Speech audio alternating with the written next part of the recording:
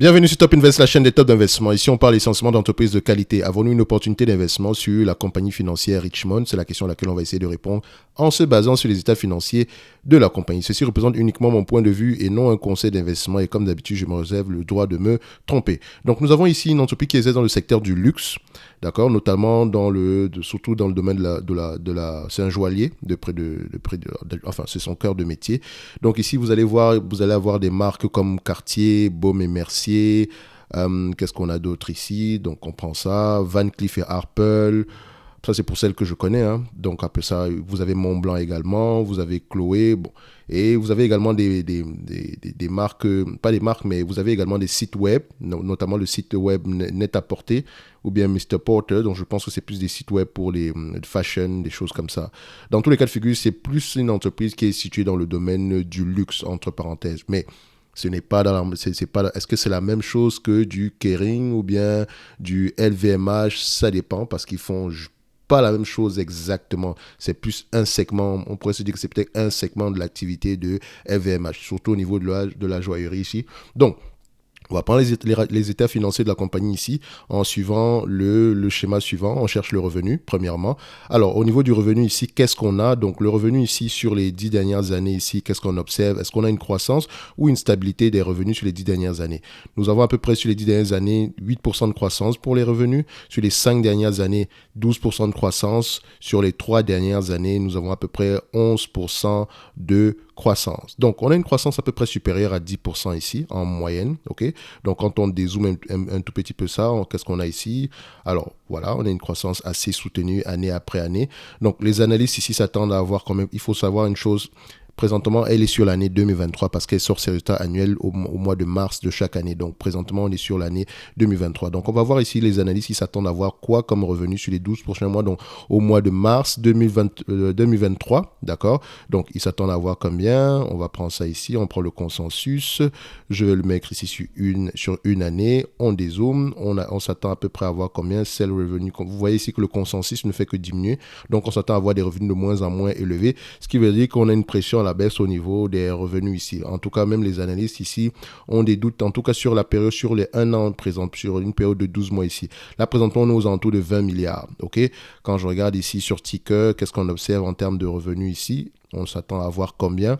Alors, ça, c'est dans un environnement normal. Hein. Faites attention. Donc, ici, on s'attend à avoir à peu près 19 milliards dans 2023, donc à peu près 20 milliards par là. OK.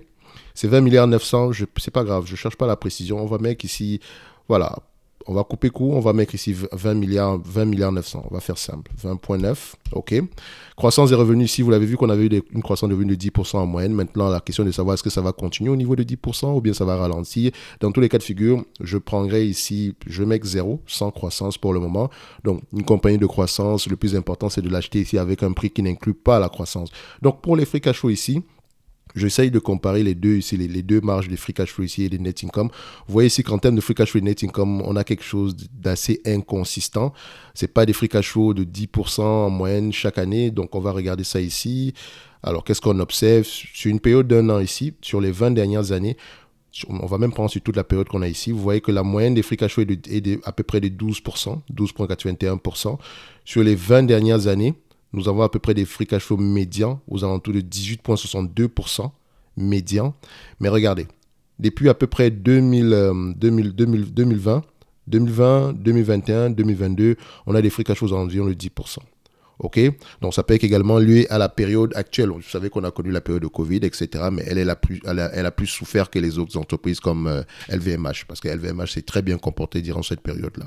Donc, il faut également vérifier si est-ce qu'elle vend en ligne ou bien elle vend plutôt plus dans des magasins distributeurs ou bien dans ses propres magasins ici. Donc, sur les 10 dernières années, qu'est-ce qu'on a fait? Ça, c'est sur 20 ans. D'accord? En 2007, par là, on avait des marges aux alentours de 25% extraordinaires. Mais depuis cette période-là, on est plutôt en dessous. Donc, regardez, sur les 10 dernières années, voilà, on est en moyenne à 12% sur les 10 dernières années. Ça veut dire que sur les 10 dernières années, on a eu en moyenne 12% de revenus. C'est vrai qu'à certaines périodes, on a des moyennes, on a des revenus de 20%, on a des marges de 20%, mais il faut savoir pourquoi. Donc, moi, ici, qu'est-ce que je dois prendre comme marge?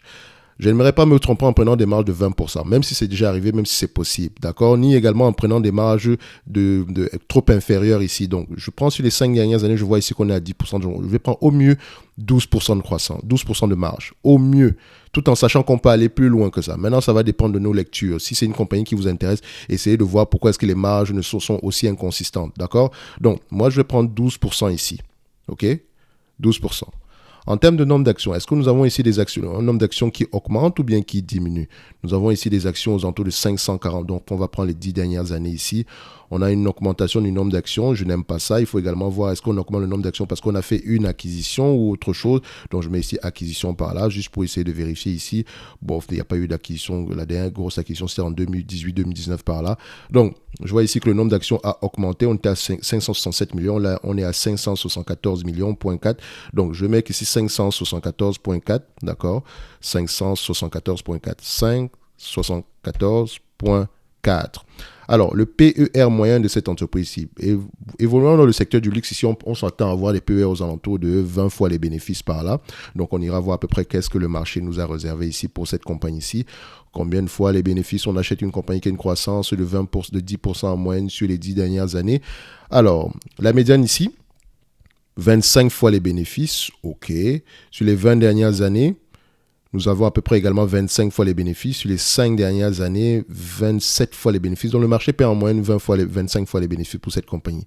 Ok, il n'y a pas de souci. Je vais mettre 25 fois les bénéfices. Si le marché paye 25 fois les bénéfices, on mettra 25 fois les bénéfices. Tout en sachant que quand les taux d'intérêt augmentent, on aura tendance à avoir des PER moins élevés. Donc, faites attention. Donc, je prendrai par exemple des ratios de 20, 22 et 25 par exemple. Alors, maintenant, au niveau de la dette nette, est-ce qu'on a un niveau de dette nette qui augmente ou bien qui diminue ici? On est dans un niveau d'endettement ici. Nous avons une dette nette de combien? Nous avons du cash net ici de 1,5 milliard. Alors, ça, c'est en francs suisses.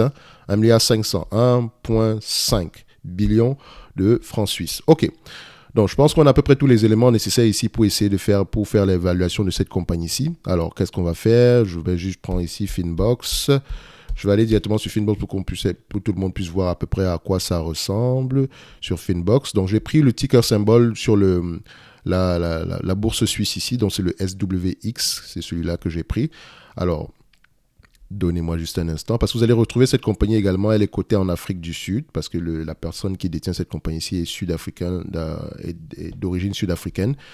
Alors, on prend le modèle ici. Qu'est-ce qu'on va prendre comme modèle ? Toujours le modèle de valeur d'entreprise chez EBITDA ici, mais ce n'est pas ça qu'on va utiliser. J'utilise juste ça ici parce que ça me permet de faire l'évaluation ici en utilisant les bonnes informations. À ce niveau-ci, ça sera mon multiple de mes PER, d'accord? Donc, on a dit 20, d'accord? 22, et ici, 25, ok? Vous constatez déjà ici que la dette nette ici est aux alentours de 1 million. Il y a une différence ici de près de... Ici, on avait combien? On avait une dette nette de combien? On a une dette nette ici de 1,5 milliard. Donc ici, on a près de 700 millions. Donc à peu près, il y aura une différence ici de 1 dollar, 1,5 francs suisses. 1,5 francs suisses, je pense bien. Il faut également vérifier ces résultats financiers sont en quoi? En dollars ou en euros? Donnez-moi juste un instant. Bon, c'est 1 pour 1 ici, donc c'est correct. Ok. Donc, on a tous les éléments nécessaires. Alors maintenant, 20 milliards, 20,9, 12% de 20 milliards ici, de 20,9 si vous voulez. 12% ici, ça nous donne combien? Donc, on a 12% ici, ça donne 2 milliards 508, d'accord? Précision, 2 milliards 508, 508. Et ici, 2 milliards 508. OK. À 20 fois les bénéfices, on aura une valorisation à peu près à 89, on va l'arrondir à 90 francs suisses. Ok, je sais également que le nombre d'actions ici est inférieur par rapport à ce qu'on a ici, mais ça ne dérange pas, ça ne change pas grand-chose ici. D'accord, on a 90 francs suisses ici. Là, on a plus ou moins 98 francs suisses. Et là, on a 111 francs suisses. Ok, si on est à 25 fois les bénéfices, 111 francs suisses. Si on est à 22 fois les bénéfices, 98 francs suisses. Si on est à 20 fois les bénéfices, 90 francs suisses. Donc, moi, je dirais que cette compagnie-ci, où est-ce que je serais tenté, enfin pas tenté, mais j'irais plus avec bon, c'est une compagnie de luxe, mais également les PER qui augmentent, qui fluctuent, voilà, c'est pas trop ça. Donc, on va se mettre, ok, soyons fous, on va mettre 25 fois les bénéfices de toutes les façons, le marché paye généralement plus que ça. Donc, on se dira au mieux, l'entreprise est correctement évaluée au prix actuel. En plus, vous Vous savez que je n'ai pas pris en considération la croissance de l'entreprise ici. Donc, on pourrait avoir une croissance plus élevée ici. Vous voyez que par rapport, les analystes ici pensent qu'on aura à peu près des revenus aux alentours de 28 milliards d'ici 2027. Ça arrive, tant mieux. Ici, on a une croissance à peu près en moyenne de 10% sur les 5 et 10 dernières années ici. OK? Donc, on pourrait également compter sur une augmentation des marges ici. D'accord? Si on n'ouvre pas à des marges de 20% ici, on pourrait avoir quelque chose. Donc, c'est une compagnie qui est, à mon avis, qui pourrait offrir une opportunité d'investissement. En tout cas, sur le plan quantitatif, il y a quelque chose, il y a quelque chose à jouer ici, sur cette compagnie-ci. Donc, ça pourrait être intéressant de commencer à creuser ici, par exemple, comment est-ce qu'on vend nos produits, où est-ce qu'on vend, quelle est la segmentation géographique ici, quels sont les relais de croissance ici, par rapport aux marques qu'on a en portefeuille, lesquelles rapportent le plus d'argent, quelle est la stratégie qu'on a par rapport à l'augmentation des marges. Voilà les questions que je me poserai ici en lisant les rapports financiers. De toutes les façons, si aujourd'hui cette compagnie-ci venait à vous distribuer la totalité des bénéfices nets ici en dividendes, donc on a 2,5 milliards ici, divisé par la capitalisation boursière actuelle qui est de 57 milliards de francs suisses, donc 57 milliards, donc on a à peu près 4,38% de rendement ici. D'accord? Maintenant, ça ne prend pas en considération la croissance. Si la croissance est plus élevée, admettons qu'on ait une croissance de 10% sur les 5 prochaines années, ça revient ici à multiplier par 1,6. Ça, c'est exagéré, bien sûr. On pourrait avoir un rendement de 7%. Donc, c'est pour ça que je dis que le prix actuel est juste correct et ça ne prend pas en considération la croissance ni une éventuelle augmentation des marges. Parce que rappelez-vous, on avait des marges en moyenne de 18% si on prend les 20 dernières années. D'accord? Sur les 5 dernières années, on est plus aux alentours des 12% ici. Mais sur ces 10 dernières années également, on a connu des marges de 20% à certaines périodes. Donc, il faut déjà chercher à savoir pourquoi est-ce que les marges de l'entreprise diminuent, fluctuent énormément comme ça. D'accord? Donc, à part ça, maintenant, si on parle de dividendes ici, en termes de dividendes, nous avons ici une entreprise qui reverse un dividende. Est-ce qu'il est croissant année après année? Depuis combien de temps il est versé? Ça, vous allez aller regarder cette information-là de vous-même. Moi, je vais juste voir la tendance du versement d'un dividende ici. Donc, nous voyons ici que nous avons des dividendes assez croissants année après année. OK, oui, le dividende en 2020, il a sans doute été réduit ici, mais actuellement, il a 2,25 francs suisses ici. D'accord? Ce qui représente ici à peu près aux alentours de 2,25% ici. 2,25 en termes de rendement. Donc, comme je vous l'ai dit ici, elle a le potentiel. Si elle vous reverse la totalité des free cash flow ici moyens en dividende, vous aurez à peu près aux alentours de 2,5%. D'accord? Donc, on va se dire ici que au prix vous aurez aux alentours de 4,5% par là. D'accord? Donc, par rapport au dividende ici, et on n'a pas de dette. Donc, il y a un potentiel de croissance à long terme, non seulement au niveau des bénéfices nets par action. Si les bénéfices nets par action sont de plus en plus croissants, le dividende sera de plus en plus croissant. Donc également, par rapport au potentiel même de l'entreprise en termes d'augmentation des marges, etc. Donc, on va se dire ici que la compagnie au prix actuel, c'est intéressant. Mais il faudrait creuser un tout petit peu plus, surtout regarder au niveau de la croissance et l'augmentation des marges. Donc, c'est ce que je pourrais dire ici par rapport à Richemont, qui est une très belle entreprise. Donc, c'est clairement une entreprise qu'une compagnie comme Kering ou bien comme LVMH pourrait racheter. Mais est-ce que les propriétaires de Richemont sont vendeurs? Point d'interrogation. Dans tout le cas de figure, ce n'est que mon avis. On se donne rendez-vous sur la prochaine vidéo. Et pour Richemont, on se dira ici que j'irai plutôt sur une évaluation assez optimiste. On va se dire ici qu'on va se mettre ici aux alentours de 111 francs suisses par là. Idéalement, quel serait mon prix d'achat, mon prix d'acquisition ici? Moi, je vous dirais, voilà, on pourrait aller aux alentours des 80 francs suisses par là. 80, 75 francs suisses idéalement, parce que voilà, je me réserve le droit d'être extrêmement sélectif, mais ça reste une très belle entreprise qui pourrait être dans n'importe quel watchlist, donc étudier surtout le pourquoi de la variation des marges. On se donne rendez-vous sur la prochaine vidéo. Merci.